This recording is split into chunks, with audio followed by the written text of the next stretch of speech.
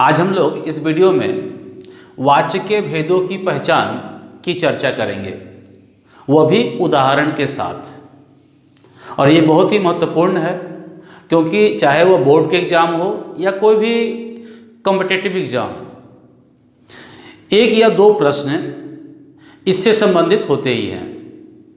और यदि हमें पहचानने में कोई मुश्किल ना हो तो कुछ ही सेकंड में हम पहचान कर उत्तर देकर वहाँ से दूसरे प्रश्न पर चले जाते हैं। तो इसे पहचानने से पहले हमें यह मालूम होना चाहिए कि वाच्य के तीन भेद हैं। वाच्य के जो भेद हैं वो तीन हैं। पहला है वह है कर्तृवाच्य, पहला कर्तृवाच्य। दूसरा भेद है कर्मवाच्य, कर्मवाच्य। तीसरा भेद है भाववाच्य, भाववाच्य। यानी हमें जब भेद पहचानना होता है तो इन तीनों में से एक को चुनना होता है। तो हम देखते हैं कि आखिर इन तीनों में से एक को चुनते समय हमें किन किन बातों का ध्यान रखना चाहिए। तो सबसे पहले हम लोग लेते हैं कर्तृवाच्य को। पहले कर्तृवाच्य को, कर्तृवाच्य को इन तीनों में से पहचानना सबसे आसान काम है। सबसे आसान काम वो कैसे कि जब हम वाच्य परिवर्तन करते हैं तो उसके नियम के अनुसार हम जानते हैं कि कर्ता के साथ, यानी हम जब कर्तृवाच्य से कर्म या वाच्य या भाववाच्य बदलते हैं, कर्तृवाच्य को जब हम कर्मवाच्य या भाववाच्य में बदलेंगे, कर्मवाच्य या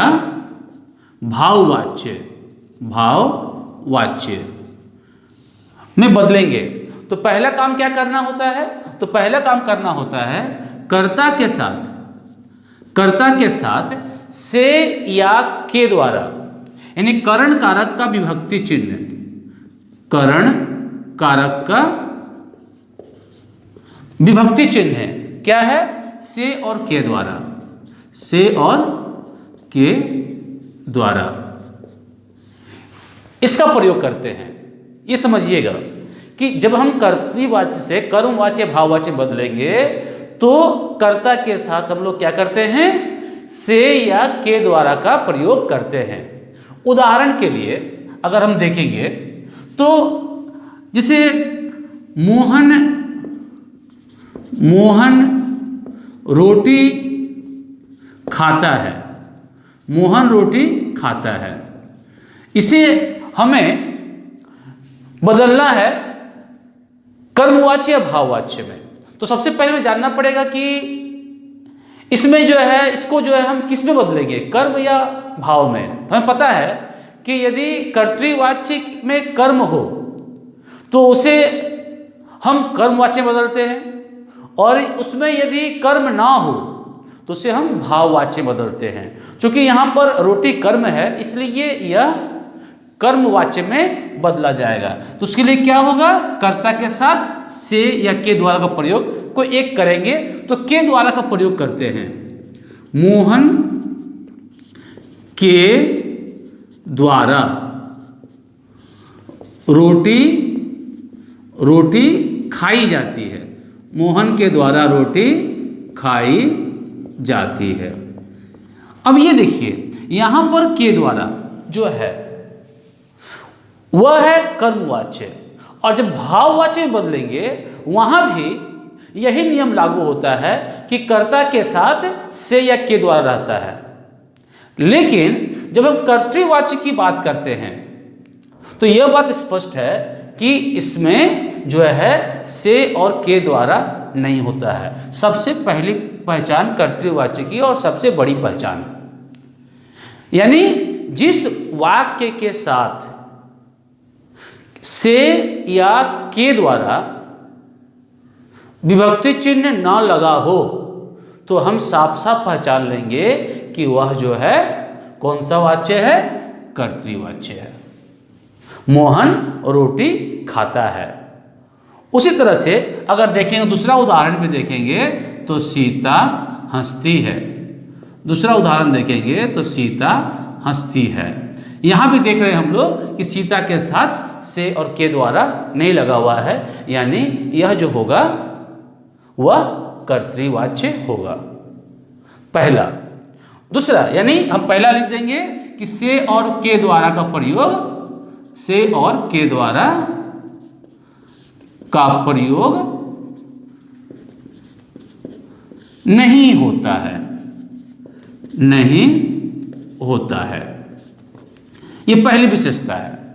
दूसरी विशेषता क्या है इसमें पहचानने की, कि कर्तृवाच्य में जो क्रिया होती है वह कर्ता के अनुसार होती है, यानी कर्ता के अनुसार क्रिया, कर्ता के अनुसार क्रिया। जैसे सीता हंसती है तो यहाँ सीता स्त्रीलिंग शब्द है, इसलिए यहाँ क्रिया जो है हंसती ही है। और यहाँ पर मोहन पुल्लिंग है, इसलिए यहाँ पर क्रिया क्या है, खाता है, पुल्लिंग है। तो कर्ता के अनुसार ही क्रिया का प्रयोग कर्तृवाच्य में होता है। तो ये दो महत्वपूर्ण पहचान है। इसमें भी सबसे महत्वपूर्ण जो है चला आता है कि से और के द्वारा का नहीं होना। दूसरा देखते हैं वह है कर्मवाच्य। कर्मवाच्य, तो कर्मवाच्य की पहचान हम कैसे करेंगे? तो जैसे कर्तृवाच्य में से और के द्वारा नहीं होता है, ठीक, लेकिन कर्मवाच्य में से और के द्वारा होगा, ठीक। तो इसमें पहला होगा क्या कि से और से या के द्वारा कोई एक, से या के द्वारा का प्रयोग होगा, प्रयोग होगा। यानी सबसे पहले क्या होगा, यदि वाक्य में से और के द्वारा, से या के द्वारा अगर हो तो एक बात तो स्पष्ट है कि वह कर्तृवाच्य नहीं है, कर्तृवाच्य नहीं है। तो वह या तो कर्मवाच्य होगा या भाववाच्य होगा, दोनों में से एक होगा। तो पहला पहचानने के लिए क्या है कि हम देखेंगे कि उसमें से या के द्वारा में से कोई एक का प्रयोग हुआ है कि नहीं। दूसरी विशेषता जो देखेंगे इसमें हम लोग कि इसमें कर्म का प्रयोग, कर्म का प्रयोग, कर्म का प्रयोग होना चाहिए, क्योंकि बिना कर्म का कर्मवाच्य हो ही नहीं सकता है। यानी जब हम कर्तृवाच्य को हम कर्मवाच्य बदलते हैं तो उसके लिए जो सबसे पहला शर्त होता है कि इसमें कर्म होता है। तो हम वाक्य में देखेंगे कि कर्म है कि नहीं। जैसे मोहन रोटी खाता है, अब इस वाक्य में कर्म है कि नहीं, सबसे पहले हमको ये जानना है। या मोहन के द्वारा रोटी खाई जाती है, इसमें कर्म है कि नहीं।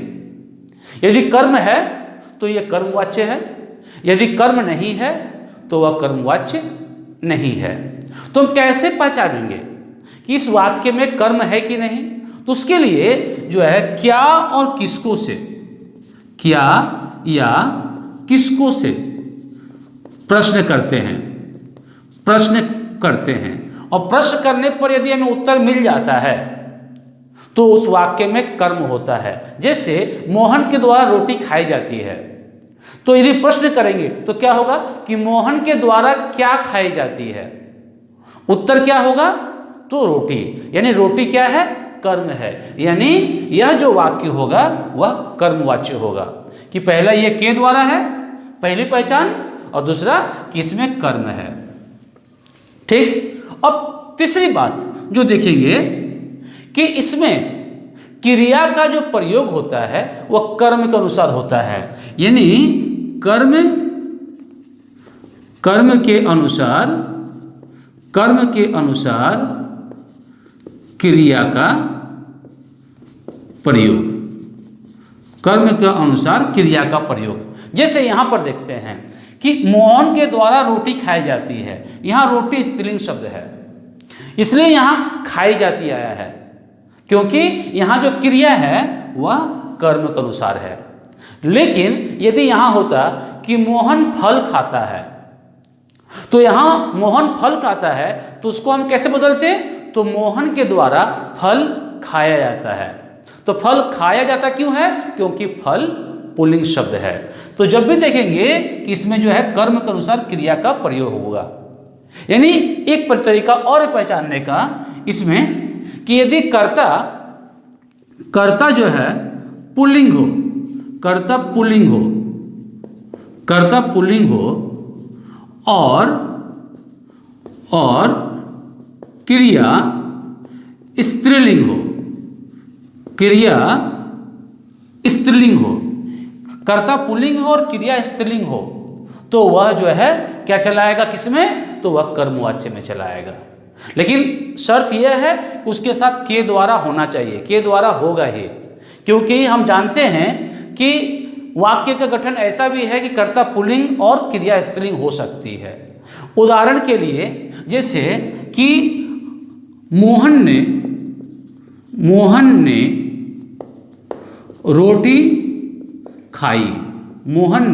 रोटी खाई। अब देखिए यहाँ पर क्रिया जो है पुल्लिंग है, लेकिन कर्ता पुल्लिंग है, लेकिन क्रिया क्या है? स्त्रीलिंग है। इस नियम के अनुसार कर्ता पुल्लिंग और क्रिया स्त्रीलिंग, लेकिन हम पहचान क्या रहे हैं? कर्मवाच्य। तो उसके लिए क्या होना जरूरी है? के द्वारा। लेकिन यहाँ के द्वारा नहीं है, ने है।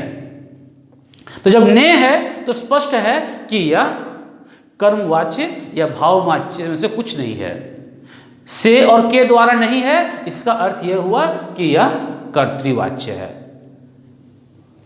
ठीक, तो इसे हम आसानी समझ सकते हैं कि कर्तृवाच्य को कैसे पहचानेंगे और कर्मवाच्य को कैसे पहचानेंगे।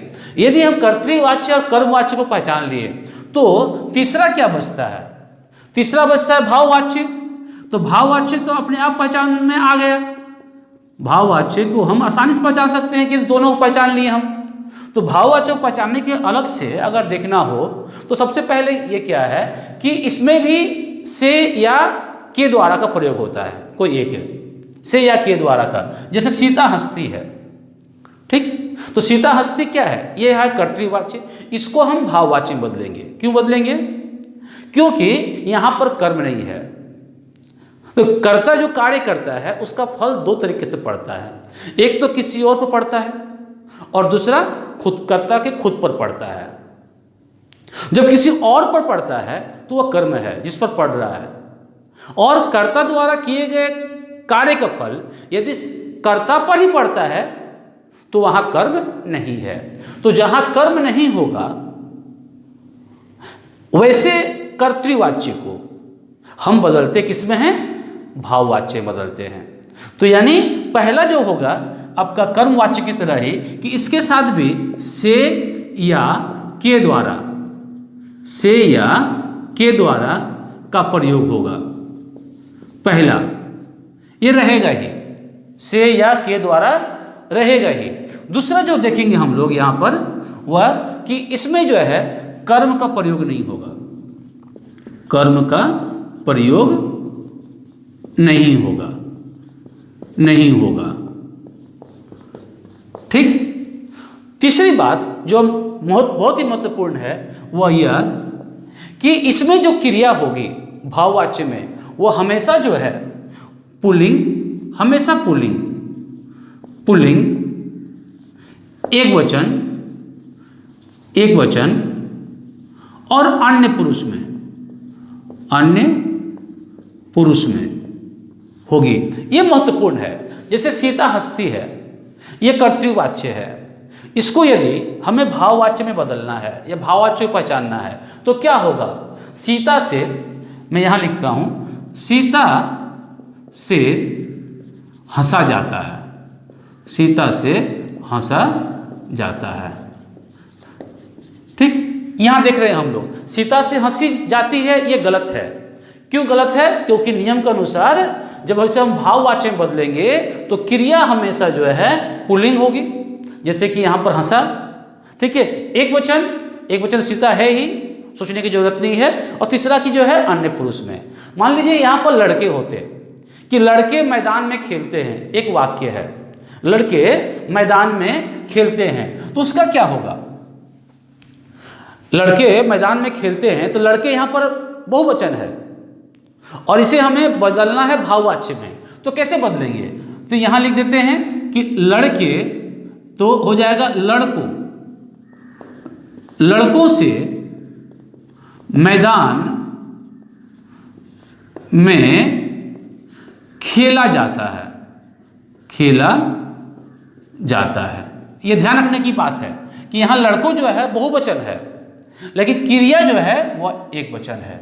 जब ऐसा हो, ठीक है, तो हम वो देखेंगे कि वो चला आएगा आपका भाववाच्य में। और यहां हम से का प्रयोग देख रहे हैं, और जब से का प्रयोग देख रहे हैं यहां पर, तो स्पष्ट है, यहां से का प्रयोग है तो स्पष्ट है कि वह कर्तृवाच्य नहीं है। और जब कर्तृवाच्य नहीं है तो क्या होगा? या तो कर्मवाच्य होगा या भाववाच्य होगा।